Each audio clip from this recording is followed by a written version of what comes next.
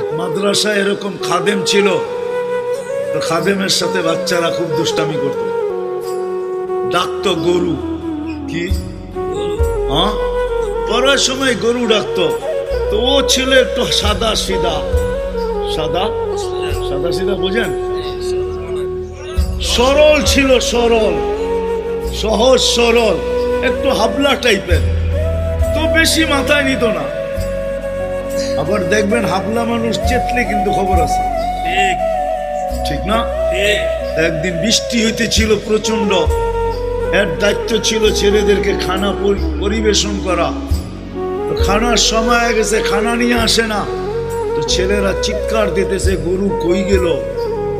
একটু পরে দেখতেছে খানা নিয়ে আসতেছে, তো সবাই চিৎকার দিয়ে বলতেছে ওই গরু এত দেরি করলি কেন? বাস সরল সহজ তো লেগে গেছে মাথায়। খানা নামায়া দিয়া মোহতামিম সাহেবের কাছে যায় বলতেছে চাকরি করব না। কেন? বাড়ি মাদ্রাসায় যেটি পালেন এটি সব দেয়া দাও। সবসময় গরু বলে শোয়া গেছি, আজকেও গরু বলতেছে বিজা বিজা খানা নিয়ে আইলাম।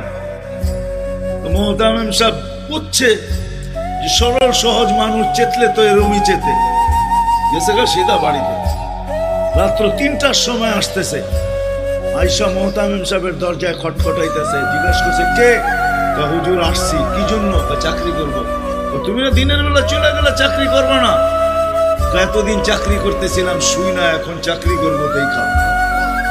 বলছে এটা আবার কি দেখা চাকরি করবে? মানে আমি স্বপ্নে দেখতেছিলাম কিয়ামত হয়ে গেছে, আমি পুলসিরাতের পাশে গিয়ে দাঁড়ায় আছি, পুলসিরাত চুলের মতো চিকন, তলোয়ারের মতো ধার। ভয় পাইতেছিলাম এটার উপরে পা রাখবো তো রাখবো কি করে। একটু পরে চিৎকার শুনলাম, তো দেখলাম মাদ্রাসার ছেলেগুলা সবগুলা হইহুল্লার করতে করতে আসতেছে।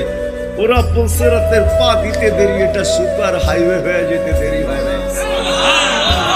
সবগুলা উঠা পার হইতেছে, একটা পিছন থেকে আমাকে দেখা ফেলছে আর চিৎকার দিয়া বলছে ওই তোরা